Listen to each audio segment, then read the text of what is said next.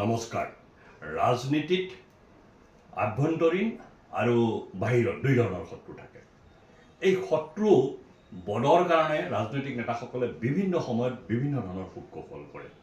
আমি ভাৰতবৰ্ষৰ ৰাজনীতিটো দেখা পাইছোঁ, পৃথিৱীৰ ৰাজনীতিটো দেখা পাইছোঁ, ইতিহাসতো তেনে ঘটনা আমি বহুত শুনিছোঁ, পঢ়িছোঁ। ইতিহাসৰ পৃষ্ঠাই পৃষ্ঠাই নিজৰ শত্ৰুবধৰ বা নিজৰ শত্ৰুক নিঃশেষ কৰা বিভিন্ন ষড়যন্ত্ৰৰ কাহিনী আমি ইতিহাসত পঢ়িছোঁ। সমসাময়িক ভাৰতবৰ্ষ বা সমসাময়িক অসমতো নিজৰ ৰাজনৈতিক প্ৰতিদ্বন্দ্বীক নিষ্ক্ৰিয় কৰাৰ কাৰণে নিজ দলৰে সতীৰ্থই বিভিন্ন ধৰণৰ কূটকৌশল ৰচনা কৰে। শেহতীয়াভাৱে এটা তথ্য অসমৰ সংবাদ মাধ্যম, অসমৰ ছ'চিয়েল মিডিয়া প্লেটফৰ্মসমূহত সাংঘাতিকভাৱে চৰ্চা হৈছে। সেই চৰ্চাটো হ'ল কংগ্ৰেছৰ যুৱৰাজ, সোণৰ চামুচ লৈ জন্ম হোৱা কংগ্ৰেছৰ নেতা, যোৰহাটৰ সাংসদ গৌৰৱ গগৈয়ে তেওঁৰ প্ৰতিদ্বন্দ্বী হিচাপে চিহ্নিত ভূপেন বৰাক নিঃশেষ কৰাৰ এক নিকৃষ্ট ষড়যন্ত্ৰত লিপ্ত হৈছে।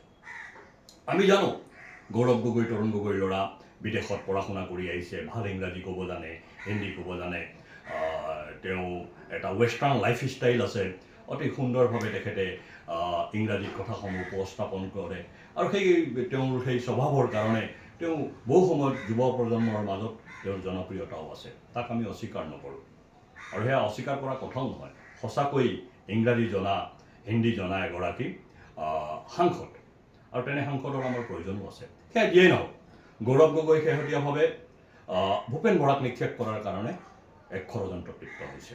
গৌৰৱ গগৈয়ে ভাবে ভূপেন বৰা যদি থাকে তেতিয়াহ'লে তেওঁ অসম প্ৰদেশ কংগ্ৰেছৰ নেতা হৈ থাকিব নোৱাৰিব। ভূপেন বৰা ৰাষ্ট্ৰীয় পৰ্যায়ত ভূপেন বৰা ইয়াৰ আগতে নিখিল ভাৰত কংগ্ৰেছ কমিটিৰ সম্পাদক আছিলে আৰু তেওঁ বিভিন্ন ধৰণৰ দায়িত্ব ৰাষ্ট্ৰীয় পৰ্যায়ত লৈছে। গতিকে তেওঁৰ এটা নেটৱৰ্ক আছে দিল্লীত, নেতৃত্বৰ সৈতে তেওঁৰ ভাল সম্পৰ্ক। গতিকে তেওঁ প্ৰথমতে গৌৰৱ গগৈয়ে নিজকে অসমৰ ৰাজনীতিত প্ৰাসংগিক কৰি ৰাখিবৰ কাৰণে বা নেতৃত্বত থাকিবৰ কাৰণে ভূপেন বৰাক নিক্ষেপ কৰাৰ কাৰণে তেওঁ চেষ্টা চলাইছে। আমি এই কথাটো কোৱা নাই। গৌৰৱ গগৈ ফেন ক্লাব বুলি এটা পেজ আছে ছ'চিয়েল মিডিয়াত, এই গৌৰৱ গগৈ ফেন ক্লাবে এই অভিযানটো চলাই আছে। আমি জানো যে গৌৰৱ গগৈ কলিয়াবৰ লোকসভা সমষ্টিৰ সাংসদ আছিল। গৌৰৱ গগৈ সাংসদ হোৱাৰ আগতে তেওঁৰ খুৰা দীপ গগৈ তাৰ সাংসদ আছিল।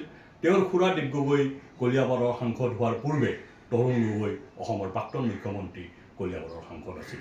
তৰুণ গগৈ যেতিয়া অসমৰ মুখ্যমন্ত্ৰী হ'ল, কলিয়াবৰৰ আসন খালী হ'ল আৰু তৰুণ গগৈয়ে নিজৰ ভাতৃ নিমাতী কইনা বুলি খ্যাত দীপ গগৈক কলিয়াবৰৰ সাংসদ বনালে।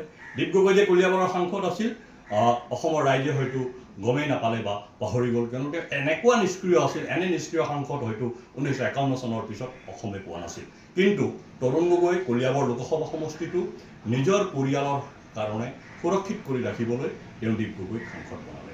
যেতিয়াই তৰুণ গগৈৰ পুত্ৰ গৌৰৱ গগৈ সাংসদ হ'বৰ বাবে উপযুক্ত হ'ল, তেওঁৰ বয়স হ'ল, তাৰ লগে লগে দীপ গগৈক কাটি খুৱাই দিয়া হ'ল, দীপ গগৈক আঁতৰাই দিয়া হ'ল আৰু গৌৰৱ গগৈক কলিয়াবৰৰ পৰা সাংসদ বনোৱা হ'ল। এইবাৰ ডিলিমিটেশ্যনৰ পিছত কলিয়াবৰৰ জনগাঁথনিয়ে কংগ্ৰেছক সহায় নকৰাৰ এক পৰিৱেশৰ সৃষ্টি হ'ল আৰু গৌৰৱ গগৈ কলিয়াবৰ বৰ্তমানৰ কাজিৰঙা লোকসভা সমষ্টি এৰি তেওঁ যোৰহাটলৈ গ'ল আৰু যোৰহাটৰ পৰা তেওঁ ভাৰতীয় জনতা পাৰ্টীৰ প্ৰাৰ্থী তপন গগৈক পৰাজিত কৰি লোকসভালৈ আকৌ নিৰ্বাচিত হ'ল।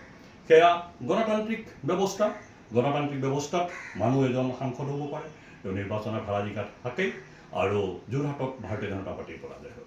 যোৰহাট হাৰিলেও ভাৰতীয় জনতা পাৰ্টীৰ 9জন সাংসদ অসমৰ পৰা জিকাবলৈ সক্ষম হৈছিল আৰু NDA নেশ্যনেল ডেম'ক্ৰেটিক এলায়েন্সে 11জন সাংসদ জিকাবলৈ সক্ষম হৈছিল। ইয়াৰ পূৰ্বে 2019 চনত NDA 9জন সাংসদ আছিল, এইবাৰ 11জন হৈছে। সেয়া এক তথ্য।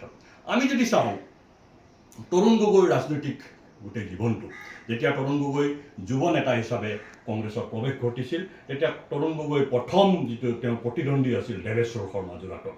ফখৰুদ্দিন আলী আহমেদৰ সহায় লৈ তৰুণ গগৈ দেৱেশ্বৰ শৰ্মাক ৰাজনৈতিকভাৱে নিষ্ক্ৰিয় কৰি নিজকে তেওঁ আগবঢ়াই লৈ আহিছিল। তাৰ পৰৱৰ্তী সময়ত যেতিয়া তৰুণ গগৈ অসমৰ মুখ্যমন্ত্ৰী হ'ল বা মুখ্যমন্ত্ৰী হোৱাৰ কাৰণে তেওঁ কুচকাৱাজ আৰম্ভ কৰিলে প্ৰদেশ কংগ্ৰেছৰ সভাপতি হিচাপে, তেতিয়াও যদি আমি চাওঁ যিসকল লোকে তৰুণ গগৈক মুখ্যমন্ত্ৰী হোৱাত সহায় কৰিছিল, শৰৎ বৰকটকী, পৱন সিং ৰাথোৱাৰ, শিলবিয়াস চন্দ্ৰবান, দেৱানন্দ কোঁৱৰ, বলিন কুলি, হীৰেন্দ্ৰ বৰা, বিষ্ণু প্ৰসাদ, এই সকলো লোকক 15 বছৰীয়া মুখ্যমন্ত্ৰীৰ কালত তৰুণ গগৈ ৰাজনৈতিকভাৱে নিষ্ক্ৰিয় কৰি দিলে। বলোৰাম নাগ, দিলেশ্বৰ তাঁতী, পৱন সিং ঘাটোৱাৰ এজন নামনি অসমৰ এগৰাকী জনপ্ৰিয় আৰু প্ৰভাৱশালী নেতা ভূৱনেশ্বৰ কলিতা তেওঁকো ৰাজনৈতিকভাৱে নিষ্ক্ৰিয় কৰি দিলে। তৰুণ গগৈয়ে নিজৰ চকীখন বচাই ৰখাৰ কাৰণে আৰু যাক তেওঁ প্ৰতিদ্বন্দ্বী বুলি ভাবিছে প্ৰণৱ গগৈৰ নিচিনা মানে প্ৰভাৱশালী নেতা শিৱসাগৰৰ সকলোকে তেওঁ নিষ্ক্ৰিয় কৰিলে, ৰাজনীতিত তেওঁলোকক অপ্ৰাসংগিক কৰি দিলে আৰু তেওঁ অসমৰ মুখ্যমন্ত্ৰী হৈ থাকিল। আৰু তেওঁ কংগ্ৰেছৰ যি সাংগঠনিক কাঠামো আছিল সেই সাংগঠনিক কাঠামোত তেওঁৰ প্ৰতিদ্বন্দ্বী বুলি ভবা সকলো লোকক তেখেতে নিষ্ক্ৰিয় কৰি দিলে। ঠিক একেটা পন্থা এতিয়া গৌৰৱ গগৈয়ে লৈছে।